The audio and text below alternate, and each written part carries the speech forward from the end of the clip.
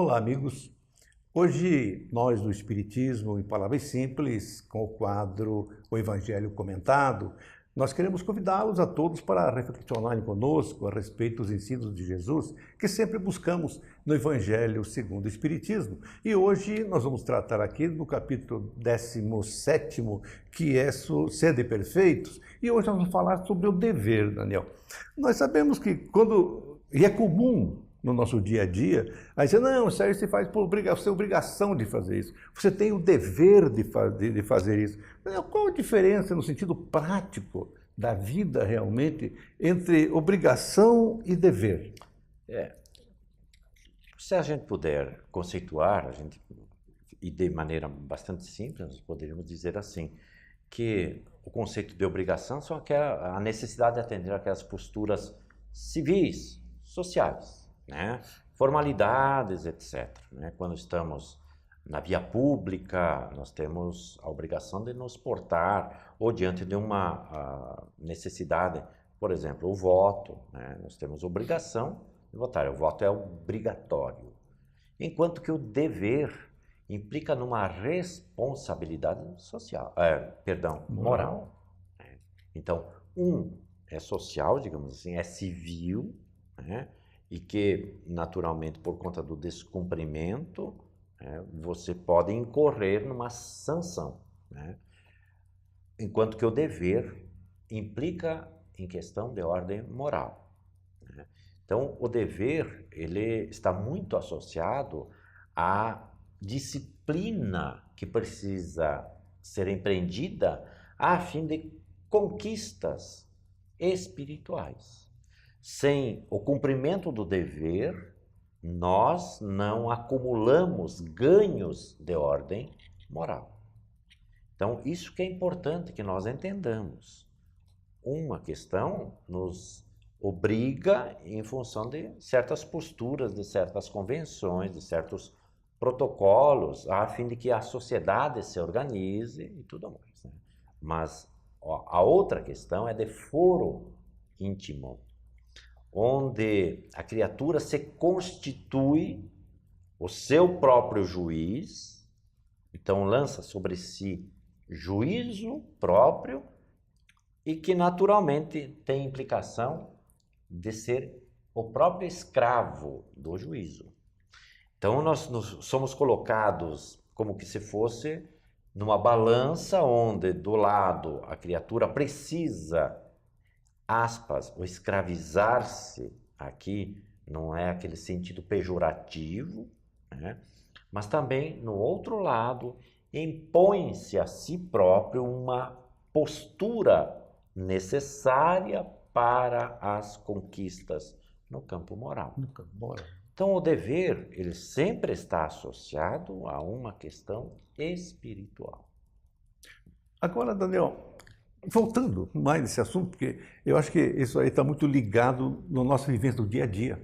Então, se nós fazemos as coisas e as situações por obrigação, como você bem colocou, em função de uma sanção, se não o fizermos, certo? Isso na prática, do longo dos anos, dos tempos, será que isso não vai ser incorporado em nossa alma e isso já vai começando, ou vamos começando a já usar aquilo como espontaneamente e tornando-se um dever?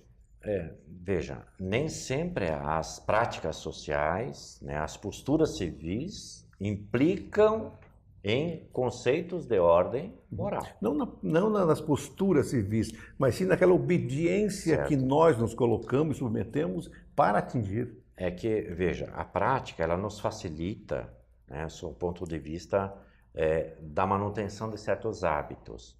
Mas quando falamos de dever, nós entramos num outro campo, né, onde nós consideramos não a necessidade da convivência harmônica da sociedade somente, né, naquelas atribuições que são posturas necessárias para a boa convivência, por exemplo, né, o que naturalmente tem implicações no campo da moralidade, no crescimento social. Mas quando falamos de dever, entramos num outro campo, porque a criatura ela passa a cogitar de outros aspectos da sua relação, né? A criatura que estabelece para si o dever, por exemplo, ela tem em Deus o reconhecimento da grandeza de Deus. Tem no semelhante o reconhecimento de que o seu semelhante é mais do que ele próprio, sem diminuir-se.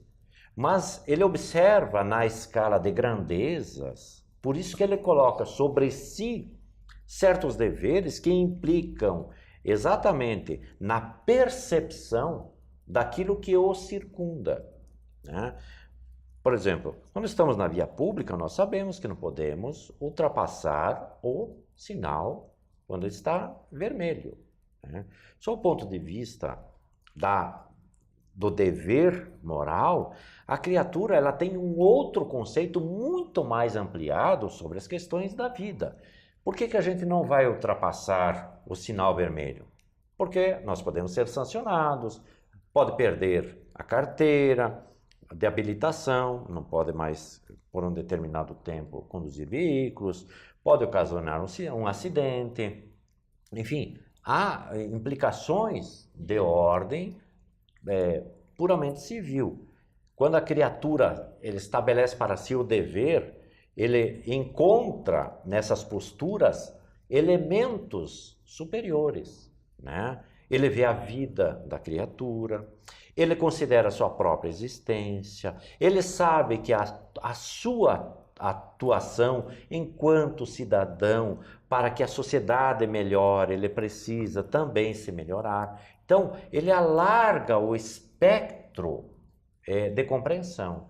Isto é o dever, que a criatura se põe sobre si um juízo de responsabilidade, por isso que dissemos há pouco, em que ela se configura escrava de si, né? Em favor de questões maiores. Exatamente. Por isso que ele considera o outro semelhante mais que a si mesmo. Nunca em desvalor da sua própria vida. Né? Isso precisa ser bem entendido. Mas ele vê o outro como sendo um elemento também muito importante. Muito importante. E ele consegue, só para arrematar, ele consegue amar a Deus mais do que as criaturas e ama as criaturas mais do que a si mesmo. Isso é bonito, né?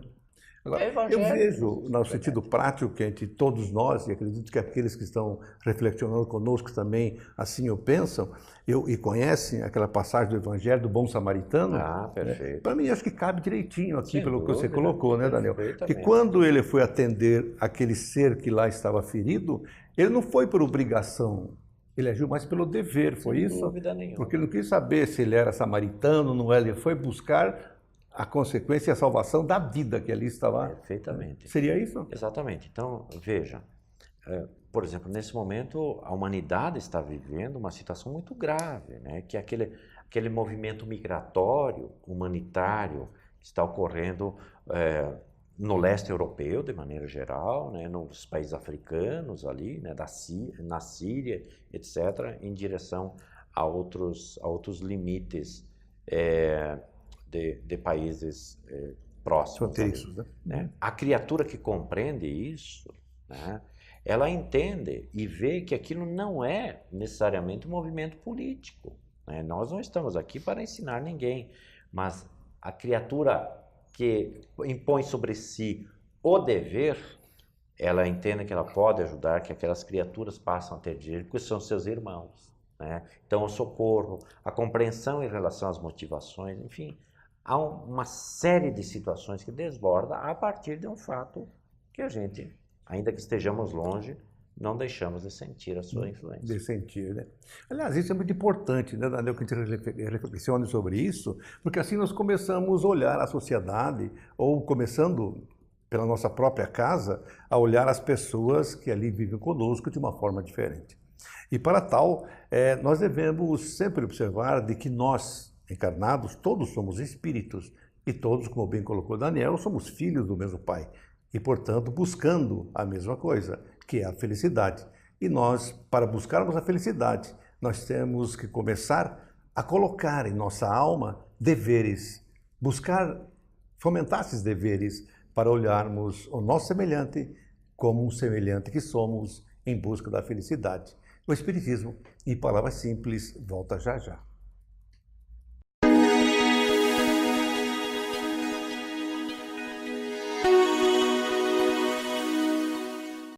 Olá, amigos, nossa alegria, nosso abraço fraterno.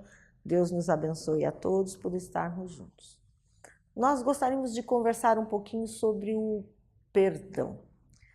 Nos chega muitas questões, às vezes, conversa com amigos, simpatizantes, pessoas que nos mandam e-mail perguntando sobre o perdão. Parece-nos, assim, importante conversarmos sobre isso.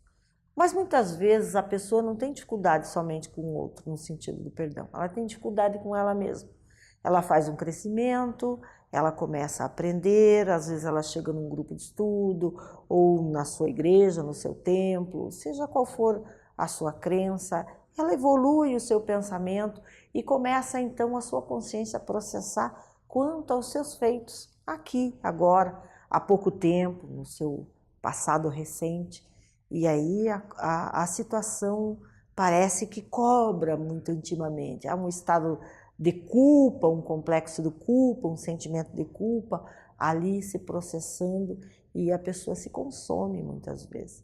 Então nós recebemos questões e uma questão muito pertinente foi de uma jovem que nos perquiriu quanto aos crimes em si, né? E ela inseriu várias situações ali para entender como é que funciona o estado do perdão, no sentido mais grave, no sentido dos equívocos corriqueiros da pessoa ou de uma ação mais severa que prejudicou alguém. E a doutrina espírita, o evangelho em si tem propriedade para isso. Ninguém tem penas eternas, como é o pensamento antigo religioso em que a pessoa ficaria, se consumiria no fogo do inferno sem jamais terminar esse tormento na sua vida. No entanto, ela se preocupa não só com a sua vida espiritual, mas com a sua consciência ela e Deus, né? Nesse sentido, no sentido mais grave, no sentido contra a vida, um atentado contra a vida, se isso é pernicioso, se existe uma possibilidade de reparação. E a gente tem que dizer que essas situações perante a vida, né, esse atentado perante a vida, seja um crime, seja nesses sentidos mais graves, tudo temos que ter entendimento que há as leis, que há efeitos que, né, para uma causa, para alguma coisa que nós fazemos. Mas o pensamento mais profundo que nós temos que ter é que Deus, o Criador, é Pai. Pai no sentido amoroso, quando Jesus nos apresentamos o Pai. Por isso, nesse sentido. Aquele que permite, aquele que dá oportunidade ao seu filho para a reparação, aquele que permite o recomeço. Há sempre muitas dificuldades, sem dúvida nenhuma. Mas o primeiro passo é o entendimento de si mesmo, é o profundo arrependimento e, principalmente, dentro do arrependimento, a profunda vontade de fazer diferente, de reparar os danos, de promover o bem onde fez o mal. E há também aquelas questões que diz, puxa, mas eu não consigo agora voltar atrás e fazer de novo, ou eu não consigo, o que eu fiz, né, no termo da vida, há uma, digamos assim, eu não consigo resgatar, reparar aqui agora para um ato muito brusco em direção a um atentado contra a vida. Mas nós temos aí a maior lei de amor em que Deus se manifesta as leis divinas para conosco. A reencarnação, a oportunidade maravilhosa que nós podemos às vezes achar assim em nossa vida. Ah, mas eu não tenho um momento agora para reparar. Talvez não possa refazer a mesma situação, mas pode fazer coisas muito diferentes e fazer um novo fim, né? Para termos um novo começo, uma oportunidade divina. Sempre no sentido de promover o bem na vida do outro, de reparar. Às vezes nós não conseguimos reparar com aquele, justamente aquele que estava ao caminho. Às vezes ele já desencarnou, né? Às vezes ele já não está mais na nossa presente, mas nós podemos orar por ele, nós podemos em pensamento pedir perdão a ele, nós podemos rogar a Deus que haja um momento em que a nossa reparação se faz, né? Nós podemos nos encontrar com Ele no nosso desdobramento, que nós dizemos, quando o corpo físico repousa e o espírito tem a liberdade e sai para o mundo espiritual, muitas vezes em visita aos nossos entes amados, em reencontros que possam possibilitar a reparação que nós tanto desejamos. O importante é estar no seu coração, este momento em que você conversa com Deus e reconhece, né? Nós temos momentos assim, em que nos reconhecemos perante Deus. Senhor, eu sou culpado, né? Eu vi agora que estava errado e como posso eu fazer para reparar o meu engano? O auto-perdão é se permitir a oportunidade de refazer, confiando que Deus é amoroso, que nos permite esse momento muito especial em nossas vidas, esse estado da alma em que nós podemos recuperar aquilo que fizemos de errado. Sempre é tempo de fazer o bem, sempre é possível amar, sempre é possível a solidariedade, a fraternidade, o perdão em direção ao outro, mas em direção a nós mesmos, com a confiança e a humildade, a submissão que necessitamos para compreender que às vezes o caminho pode ser árduo, mas ele não é impossível. Nós refaremos em outras oportunidades aquilo que praticamos de mal, com certeza Deus nos dará a grandiosa oportunidade de fazermos o bem na vida do outro. Então nós temos que avaliar. Joana de Ângeles tem um ditado assim: aquele que se menospreza fica na retaguarda. O que o Espírito amigo está dizendo para nós? Que nós precisamos valorizar a vida, nos valorizar, nos dar a oportunidade de recomeço, confiar na providência divina, né? Ter a força de vontade e a coragem para refazer os caminhos. Tantas vezes, às vezes nós caímos e nós nos levantamos e vamos traçar novos rumos, novas metas, outros caminhos, e assim no sentido moral. Porque a dor maior do ser humano não deixa de ser a dor moral, né? A dor física, ela pode ser saneada muitas vezes com medicações, com a própria ciência, tudo tem, ela passa. A dor moral é preciso um trabalho íntimo da nossa consciência, da nossa intimidade, nós e Deus, para sabermos o que fazer com esta dor. Então, é importante a gente promover o auto-perdão. É importante a gente saber disso, a fim de que a gente possa se liberar. Porque o estado da alma, a culpa muito grande, constante em nossas vidas, nós promovemos um mal não só espiritual, um mal físico que nós podemos causar aos nossos corpos, à nossa trajetória de vida. Confiemos em Deus, empreguemos vontade para continuar, para vencer, para promover o bem, nos dediquemos nesse bem, em promover o bem, não só para nós, mas para os outros também. Nós agradecemos a sua presença sempre amiga e fraterna aqui conosco. Continue assistindo este programa que traz muito esclarecimento a todos nós. Que Deus nos abençoe, muita paz, fiquemos em paz.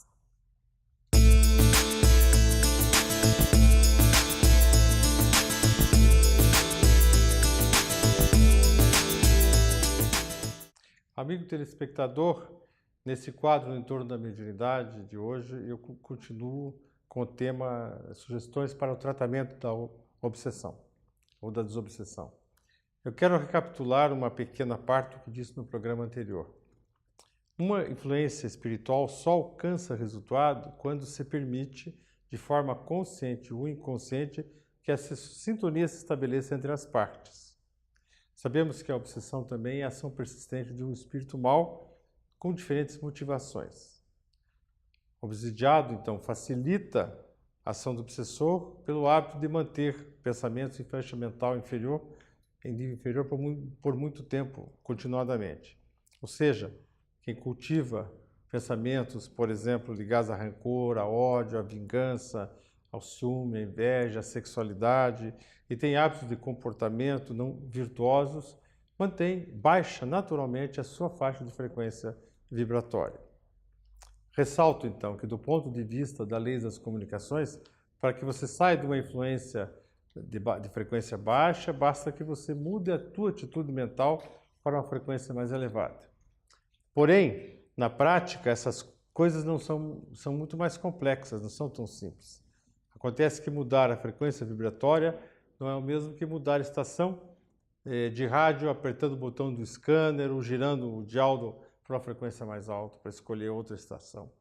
Quando está se vivendo problemas emocionais graves, não é simples girar a tua faixa de frequências, agora eu vou pensar elevadamente, de uma forma muito natural. Muitas vezes não se tem forças para essa mudança e nem consciência da importância para fazê-la. Assim, nós não podemos ser ingênuos e acreditando que uma pessoa em estado depressivo, com uma vida cheia de frustrações, altamente influenciada por entidades obsessoras, a partir de um simples conselho, saia da sua faixa vibratória como se fosse um ato mágico. O indivíduo vai lá, o indivíduo atende, diz, não, você tem que mudar, e ele sai da noite por dia. É importante sempre, nesses casos, o auxílio externo, na área psicológica, na área médica, na área espiritual. Não se deve descartar que, em muitos casos, necessita a terapia especializada de psiquiatras, de psicólogos, de psicanalistas, que dão suporte, e também a terapia espiritual. A terapia espiritual, ela tem recursos diferentes, ela tem o recurso do atendimento fraterno, do diálogo fraterno, da fluidoterapia, que são os passes, dos trabalhos de obsessão, dos estudos do evangelho e da mediunidade, que é importante para o indivíduo entender, e também do culto do evangelho no lar. Eu sempre recomendo que os centros espíritas tenham o serviço especializado do atendimento fraterno. Por que tem que ter isso aqui? Porque é a porta de entrada, são pessoas que estudam, se preparam para essa atividade. Então, nos casos de desobsessão, a porta de entrada é sempre o serviço especializado de atendimento fraterno, que vai analisar e vai estudar o assunto. Quando digo serviço especializado, eu não estou falando de pessoas de boa vontade, mas sim pessoas de boa vontade e treinadas adequadamente para essa tarefa. Então não basta a boa vontade, é preciso a especialização para que não dê conselho inadequado, para que aprenda a ouvir. É uma especialização de fato no serviço de atendimento fraterno. Os trabalhos de desobsessão, vamos falar um pouco sobre eles. É comum nós ouvirmos de colaboradores de centros espíritas a afirmação de que na casa dele há trabalho de desobsessão. Mas não são todos, de fato, trabalhos especializados em desobsessão. São grupos mediúnicos experientes que têm, às vezes, visitantes, espíritos sofredores e, algumas vezes, a manifestação de obsessores que comparecem por ter sido citado o nome de alguma pessoa que está com problema obsessivo para a vibração, para uma irradiação. Então, eles chegam para reclamar que o grupo está fazendo interferência junto à vítima, atrapalhando a sua ação, os seus objetivos, seja lá quais forem, de vingança ou qualquer outra coisa que está atrapalhando o indivíduo. Esse tipo de presença é muito comum, pois ao se irradiar por alguém, você cria, que está perturbado, uma certa forma de ligação energética, fazendo uma espécie de evocação indireta. Ao dialogar com a entidade, tentando movê-la de seus propósitos, se está numa ação de desobsessão, mas necessariamente essa ação costumeira não se configura de um grupo especializado de desobsessão que tem outros atributos. Citarei então alguns recursos básicos de um bom grupo especializado em desobsessão, só para a gente poder ver. Primeiro, os componentes de um grupo especializado em desobsessão devem ter autoconhecimento dos termos da obsessão, das técnicas de desobsessão, dos diferentes tipos de recursos de abordagem para o diálogo. Deve entender sobre técnicas de idioplastia, como aplicá-las para haver uma melhor eficácia em defesa, em socorro espiritual. Deve estar habituados a lidar com casos de desdobramento mediúnico, espontâneos e voluntários, porque às vezes acontece a visita a lugares difíceis, onde está o comando da obsessão. Deve ter um compromisso muito sério com as atividades mensais. Não se pode desleixar, participando quando dá vontade e faltando por motivos mínimos. Hoje tem o jogo do meu time, eu não vou no trabalho. Quer dizer, o grupo de desobsessão tem que ter um compromisso sério, né, que o time dele é o grupo de desobsessão, por exemplo. Os trabalhadores também do grupo de desobsessão devem ter um compromisso acentuado com o seu crescimento espiritual, o que os torna fortes para as atividades de desobsessão. Quer dizer, só uns pequenos requisitos de comportamento já dá para notar que é um grupo que tem que levar a atividade muito a sério. Por que os requisitos são necessários e são tão sérios? Quando se está lidando com o obsessor, nós nem sempre estamos lidando com alguém, um obsessor que está com um processo explosivo de vingança contra alguém, ou alguém que está perturbando por perturbar, né? Que é mais fácil de lidar, né? Muitos obsessores são inteligentes, são entidades muito inteligentes, vocacionadas, eu digo temporariamente, para o mal, com seus propósitos firmes, ou temporariamente porque ninguém vai ficar eternamente no mal. Eles possuem conhecimento, técnicas para envolver e manipular dirigentes, dialogadores e médios do grupo. Alguns têm autoconhecimento, filosofia, religião, ciências, tecnologias de hipnose, recursos de raciocínio verbal, etc. Então não se está lidando com alguém que trate com muita facilidade o assunto, né? Outros, com o rancor enraizado de muito tempo, são inflexíveis, o que torna a tarefa do diálogo muito difícil. É inflexível por quê? Porque o indivíduo não tem interesse, né, em mudar, então é difícil. Você acha estranho isso? Afinal, não há encarnados com alta inteligência e conhecimentos voltados para o mar? Se não forem despertos para os valores espirituais, quando desencarnados, não se tornarão santos, como se fosse um passe de mágica. Se você tem, então, mais interesse em conhecer esse assunto de forma um pouco mais profunda, ver as diferentes naturezas das entidades espirituais que atuam nesse nível inferior, né? Leia o livro Diálogo com as Sombras, de Hermínio de Miranda. É uma fantástica obra que dá muita segurança. Hoje nós vamos encerrar o assunto por aqui, né? Lembramos sempre a recomendação que você deve vigiar e orar, né? Recomendo que você fique sempre ligado todas as semanas nesse programa, porque é uma escolha que te dá crescimento espiritual e te tira do mesmismo e te permite você pensar sobre o assunto. Tchau.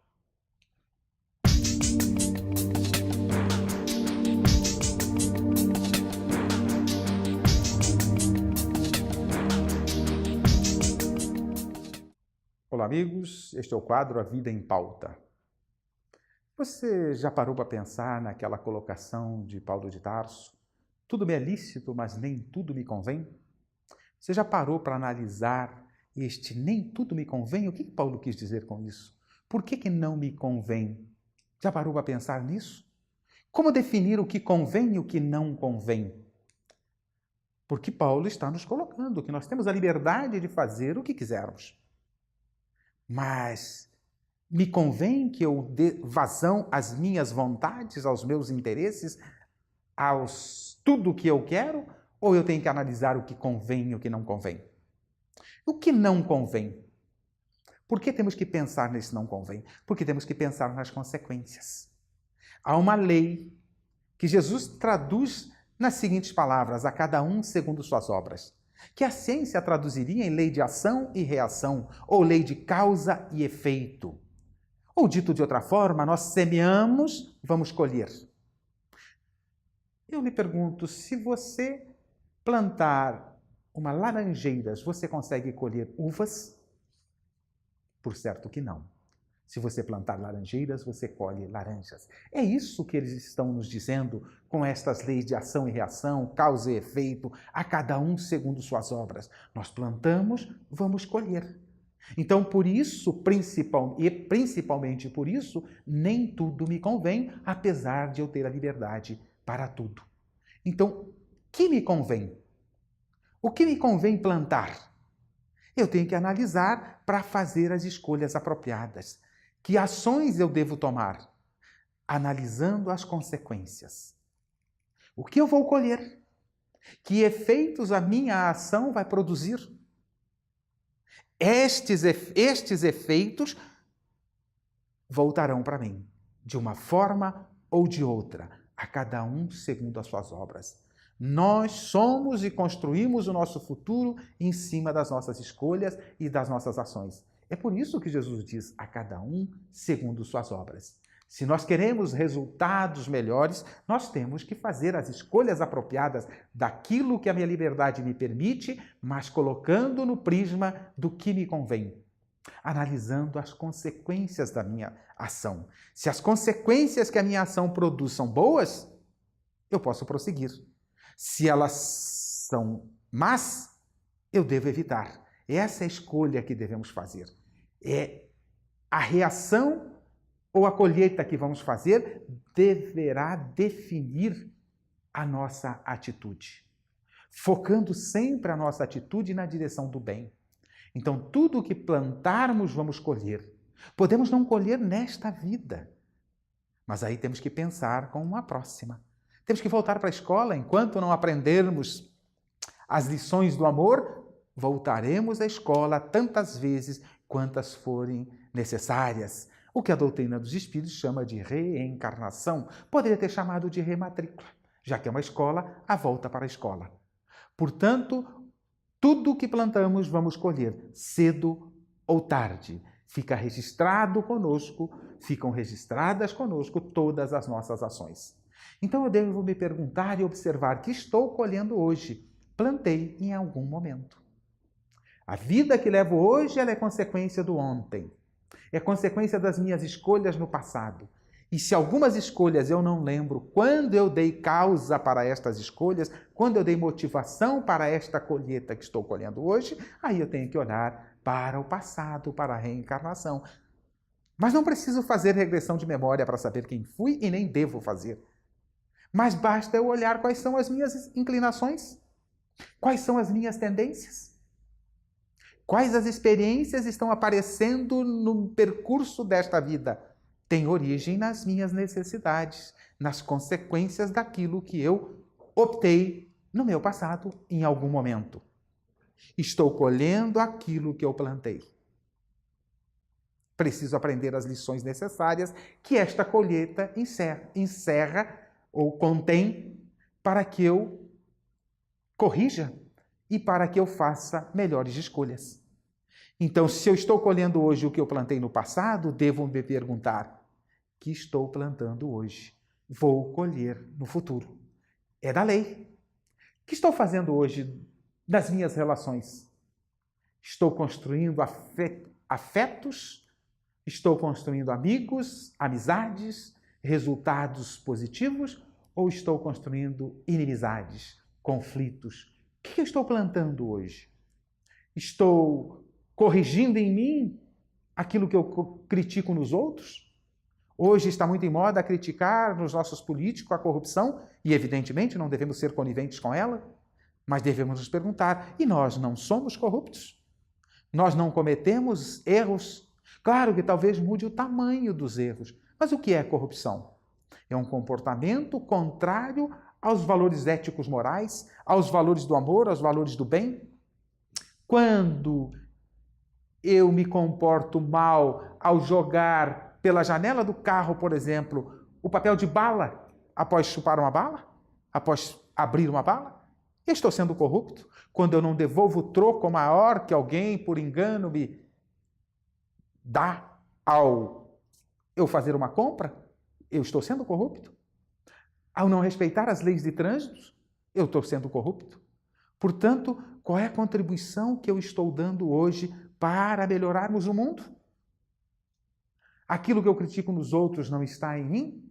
Por exemplo, eu estou cuidando deste uniforme, este corpo que Deus deu para que eu transitasse nesta escola chamada Terra? Estou cuidando dele?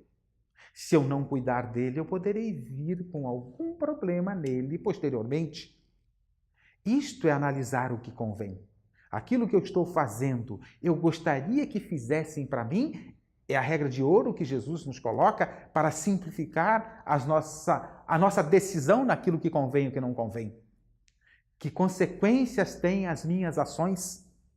Analisando as consequências, eu faço as escolhas. Outro dia alguém me perguntou, falando sobre essa mutilação do corpo, por exemplo, me perguntou se eu dou órgãos. A próxima encarnação eu posso vir com deficiência no meu corpo por aquele órgão que eu doei? A resposta é muito simples.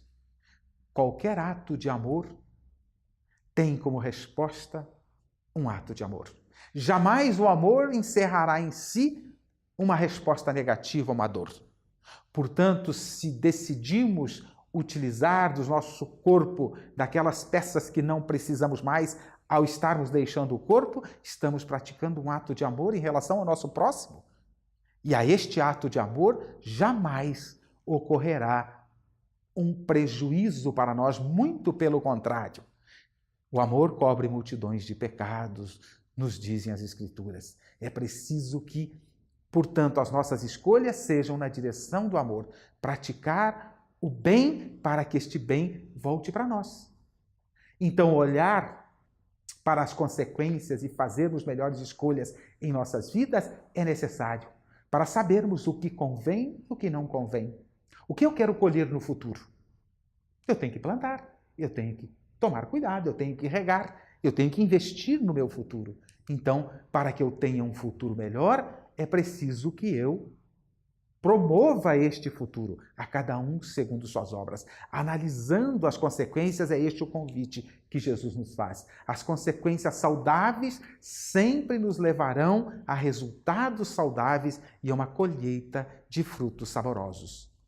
Então, se plantamos frutos saudáveis e saborosos, vamos colher frutos saborosos e saudáveis. É isto que Paulo nos diz quando ele propõe que nem tudo me convém. Temos que analisar o que estamos a plantar, a semear, vamos colher no futuro. E é para isso que Jesus nos trouxe as lições necessárias para que, pautado em seu evangelho, nas lições do amor, da paciência, da tolerância, da compreensão, enfim, da caridade, possamos fazer a semeadura adequada para colhermos isto para nós mesmos no futuro. Portanto, estudando Jesus, estudando a doutrina dos Espíritos para compreender mais profundamente a vida, nós poderemos fazer a escolha adequada daquilo que nos convém e daquilo que não nos convém. Continue assistindo o nosso programa Espiritismo em Palavras Simples.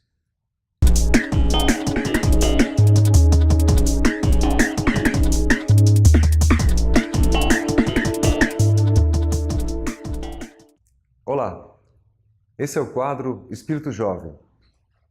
Vamos abordar hoje uma questão que é a nossa relação, a nossa compreensão com a matéria. Isso mesmo.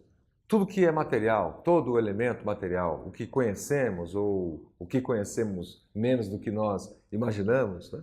A nossa relação com essa questão da matéria. Até porque é uma expressão que nós utilizamos, dividindo as pessoas em dois grandes tipos, filosoficamente falando, em relação à religião.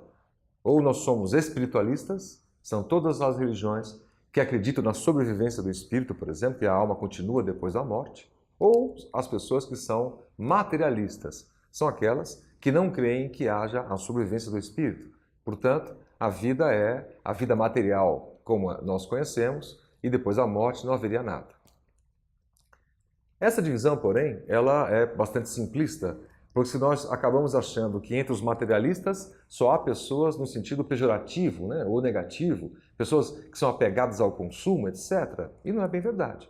Pessoas apegadas ao consumo e materialistas do ponto de vista de que os produtos, os bens, o patrimônio são o objetivo mais importante da pessoa, a riqueza, o dinheiro, há essas pessoas tanto entre os materialistas quanto entre os espiritualistas e provavelmente em número muito parecido ou semelhante. O que determina, portanto, filosoficamente, a diferença de postura é a crença, é a fé de que há algo mais além da matéria. E nesse ponto de vista, vamos fazer um pequeno resumo da história de alguns bilhões de anos. O nosso universo. O nosso universo, até onde nós conhecemos, e ainda pouco conhecemos, começou num fenômeno a partir da singularidade. Há mais de 14 bilhões de anos atrás, num projeto de massa muito pequena, de tamanho muito pequeno, mas de massa bastante concentrada, acaba por um fenômeno da singularidade explodindo, ou melhor, se expandindo. É o que ficou convencionado popularmente como a teoria do Big Bang, aonde tudo começou, as nossas origens, numa grande explosão.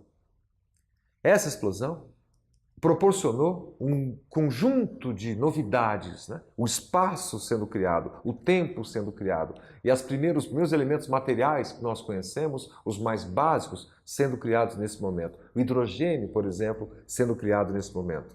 E ele exposto a altas temperaturas, conforme o processo ia avançando, transforma-se em hélio. Então nós vemos no começo da nossa história, da história da humanidade, da história do próprio universo, né? que nos cerca, onde nós somos inseridos, que o começo dependeu de uma combinação de materiais, uma combinação de fatores, de convivência de partículas e novas sendo criadas, num processo de cooperação mútua. Combinação, cooperação. Esse processo caminha junto com a própria vida durante todo o percurso que nós conhecemos. A vida, portanto, passa a ser criada nesse fenômeno. Mais de 380 milhões de anos após, você já tem um universo preparado e as suas galáxias, um ajuntamento de poeira e gás, e materiais, e pedras, e rochas, que vão se aproximando, vão se aglutinando em função da pressão que a gravidade exerce sobre esses corpos. E assim, o universo está pontilhado de bilhões, são 100 bilhões de galáxias, e cada qual com seus 100 a 300 bilhões de estrelas. Nós estamos numa galáxia, a Via Láctea, dependendo de um sistema solar, a nossa estrela, o Sol. E a vida continua nessa expansão do universo. Novas explosões acontecem com estrelas que têm massa muito maior do que o Sol, são as chamadas supernovas. São explosões maravilhosas, espetaculares, né? Que aprofundam o universo, né? Jorrando novos elementos materiais que são elaborados nessa nova composição química. Aquela tabela periódica dos elementos químicos que nós estudamos em relação à vida, os compostos, né, químicos, foram sendo criados, portanto, nessas grandes explosões. E o nosso planeta aqui, também para o processo de aglutinação, nós temos aqui, em torno do Sol, por gravidade, recebemos um conjunto enorme ao longo dessa história da Terra, de 4 e poucos bilhões de anos, uma chuva de asteroides e meteoros que aqui traziam os elementos químicos criados no espaço. Esses elementos todos que hoje nós buscamos no fundo dos oceanos, nas minerações, né? São os elementos mais preciosos ou menos preciosos, usamos para o nosso dia a dia, o composto de ferro, de níquel, todos os metais que nós podemos imaginar, as joias, o diamante, o ouro, o rubi, todo um conjunto, tudo que nós sabemos foi criado por esse mundo nessas explosões estelares. Há ferro, elemento químico, correndo em nossas veias, em nosso sangue. Este ferro veio dessa grande poeira ou dessas grandes explosões estelares. Então nós não somos pouca coisa. Nós somos resultado de um conjunto de bilhões de anos, de acumulações, de novos materiais, tudo sendo criado como se houvesse uma inteligência por trás. Porque tudo caminha não para o caos, mas caminha para um processo que gera a vida. A combinação, a convivência, a cooperação dos elementos, todos, inclusive na vida aqui na Terra, que depois recebemos um impacto muito grande de uma grande rocha, né? Dela se deriva e nasce ali o que hoje conhecemos como Lua. Ficava a 28 mil quilômetros só, e depois ela se afastou e ficou posicionada perto de 300 mil quilômetros da Terra, o que dá a condição exata das marés. Esse impacto da Lua foi o que desnivelou a Terra, e isso permite as 4 estações do ano. Olha que maravilha da natureza, literalmente falando. Toda a vida material contribuiu para dar vida, para dar uma vida que é uma vida intelectual, uma vida de consciência, uma vida espiritual que somos nós. Somos diferente da matéria em si. A nossa consciência, estudada pelos psicólogos, nascido ali com Freud, toda a nossa psique humana, o estudo do cérebro, da neurociência, não consegue encontrar os elementos químicos que dão origem a este elemento espiritual que somos nós, eu e você, e todos nós que estamos pensando. E cada um de nós que estamos aqui ou aí nos assistindo, tenha certeza que todos nós, seres humanos, estamos num processo de aprendizado, em combinação, em convivência, em cooperação com todas as outras pessoas.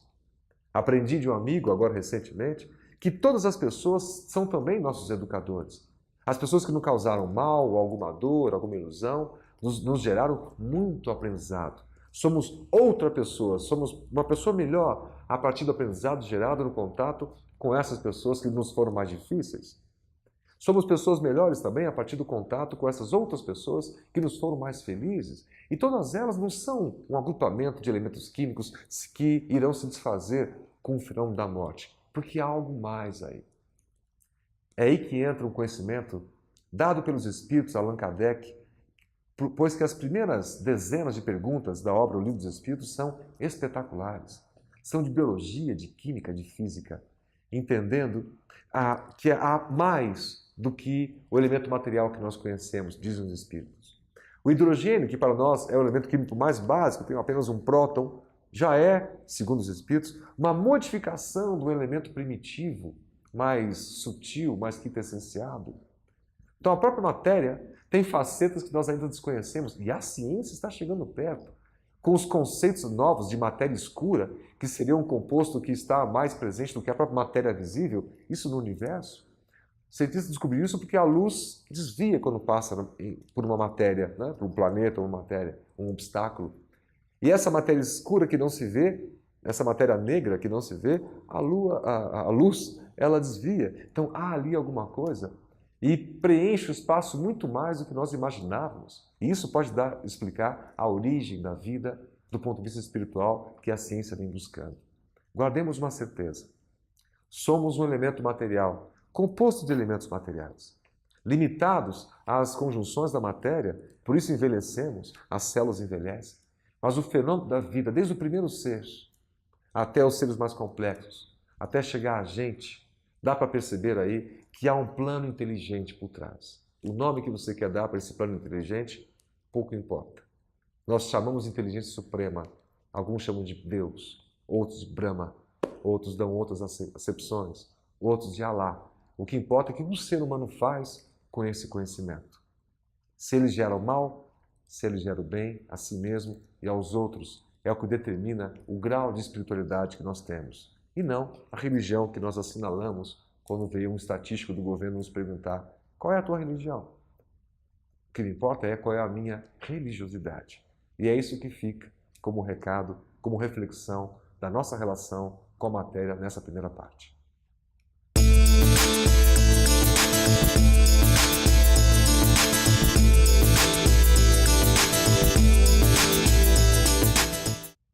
Nós lidamos com a razão, segundo muitos cientistas e estudiosos da questão, há 40 mil anos. E durante todo esse período de 40 milênios, nós nunca ficamos um ano sem guerras. O mundo inteiro vive conflitado desde épocas mais remotas. É por isso que, graças a essa cultura de guerras, de batalhas intestinas, de choque de nações, se estabeleceu uma certa personalidade coletiva na humanidade. O inconsciente coletivo da sociedade humana está impregnado de violência, de agressividade, de todas as formas possíveis de ódio, de rancor, que variam muitas vezes em níveis perigosíssimos, como nós temos visto na história humana. Portanto, graças a essa cultura de violência que nós estamos lidando há 40 mil anos, mais ou menos, repito, é que, então, nós todos temos propensão, temos tendência para lembrar mais os nomes, os feitos, as biografias dos tiranos, dos ditadores, dos líderes mais perversos que a história nos mostra. Isso está bem patente quando nós verificamos que entre os nossos jovens, por exemplo, a lembrança de nomes de missionários, de benfeitores, de idealistas, de construtores do progresso, praticamente não são lembrados. Esses nomes estão esquecidos. Raramente encontramos alguém que lembre um nome de benfeitor. Mas quando nós falamos em Hitler, não tem um único, volto a dizer, jovem, não me refiro aos mais maduros, porque a própria experiência ensina, mas os jovens que deveriam aprender nas escolas, na intimidade dos lares, nas religiões, as pessoas imediatamente, voltamos a lembrar, quando citamos o nome de Hitler, que ele foi o criador de uma catástrofe humana. Ele foi quem acendeu a pior de todas as fogueiras que a humanidade conhece quando ele invadiu a Polônia a 1º de setembro de 1939, que levou à morte mais de 50 milhões de corpos, dando trilhões e trilhões de dólares de prejuízo para toda a sociedade. A Europa foi simplesmente devastada. E, lamentavelmente, depois de quase 6 anos de conflito, como é que esse nosso irmão lamentável acabou? Com o suicídio. Atirando no próprio corpo e depois pedindo aos seus imediatos que incendiasse as suas vestes físicas. Portanto, com muita facilidade, nós lembramos, de uma maneira geral, do nome e dos feitos de Hitler. Mas quando a gente pergunta, por exemplo, isso não só aos jovens, mas a pessoas de qualquer idade, quem foi Alberto Schweitzer? Hoje, como o futebol empolga as multidões, possivelmente alguém, mormente um jovem menos esclarecido, possa dizer que Schweitzer foi, quem sabe, um dos jogadores que venceu o Brasil por 7-1, um desses titulares da seleção da Alemanha, mas não é nada disso. Alberto Schweitzer foi um francês notável que abriu mão da riqueza, do poder, da própria beleza física e se recolheu lá para a cidade de Lambaréné, na África Equatorial Francesa, trabalhando para os seus irmãos sofredores que ali viviam à míngua de toda sorte. E foi por isso que ele conquistou o Prêmio Nobel da Paz em 1952. Foi ele quem disse que o exemplo não é uma forma de educar, mas a única forma de educar é o exemplo. Nos falou também, numa outra frase preciosa, que o tempo enruga a pele, assim como o mal enruga a alma. E nos lembrou que o sol derrete o gelo, assim como o amor tem o poder imenso de derreter toda e qualquer forma de ódio. Quando nós falamos desses ditadores, desses líderes, desses homens infelizes que levaram a humanidade a diversas desgraças, nós também nos lembramos de imediato de Mussolini. Quando a gente pergunta a quem quer que seja, de qualquer faixa etária, não só os jovens, quem foi Mussolini, imediatamente vão dizer, foi o criador do fascismo, foi ele que se associou a Hitler, foi ele que colaborou com o surgimento da guerra, conflagrando todas as nações da Europa e do Oriente e mesmo das Américas. Foi ele quem disse que 1 minuto de guerra compensa muito mais, muitas vezes, do que toda uma vida. Vejam que absurdo. Olha a mente impregnada dessa violência belicista. Foi ele que um dia perguntou lá na Praça de Roma a mais de 100 mil pessoas o que é que elas queriam, canhões ou comida? É claro que o povo, impregnado pela falsa ideia de domínio, de poder, de riqueza fácil, gritou canhões, incentivando-o a partir para essa ação suicida, para o genocídio. E como é que ele terminaria os seus dias? Com a sua amante, Clara Petacci, fuzilados de cabeça para baixo, debaixo de um verdadeiro horror, de uma manifestação incontrolável de ódio daqueles que foram vítimas da sua insanidade. Muito bem, nos lembramos de Hitler, nos lembramos de Mussolini, não nos lembramos de Albert Schweitzer.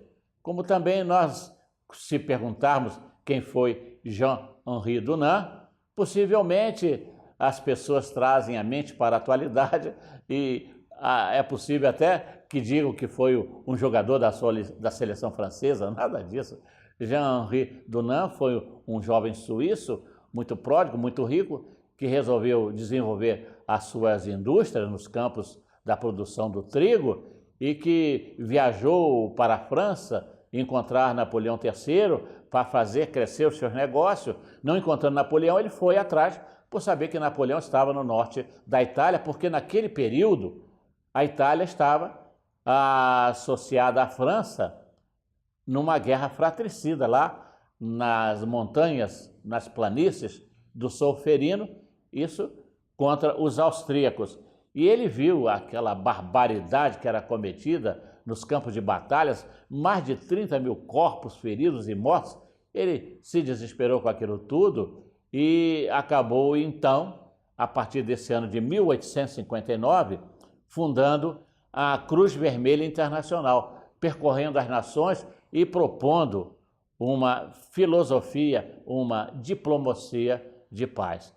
E assim nós vamos citando nomes. Quem não se lembra de Stalin, o grande, entre aspas, ditador russo, que com a sua insanidade, com a sua violência, conseguiu matar, com seus asseclas, mais de 40 milhões de pessoas na União das Repúblicas Socialistas Soviéticas, com uma crueldade imensa. E, em contrapartida, perguntamos quem foi Damião de Vester. Acho que ninguém vai lembrar, mas foi um jovem belga que um dia resolveu ir para a ilha de Molokai, a chamada Ilha do Inferno, no Havaí, para cuidar de mais de 3 mil leprosos, num ato extremo de amor. E assim, meus irmãos, nós vamos vendo que essa cultura de violência faz com que nós guardemos no nosso inconsciente as imagens desses grandes e maléficos ditadores e nos esquecemos dos grandes benfeitores.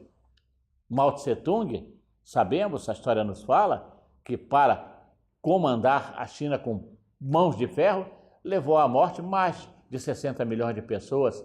E agora, praticamente, nós já estamos começando a esquecer de Teresa de Calcutá, de um Chico Xavier e por aí vai.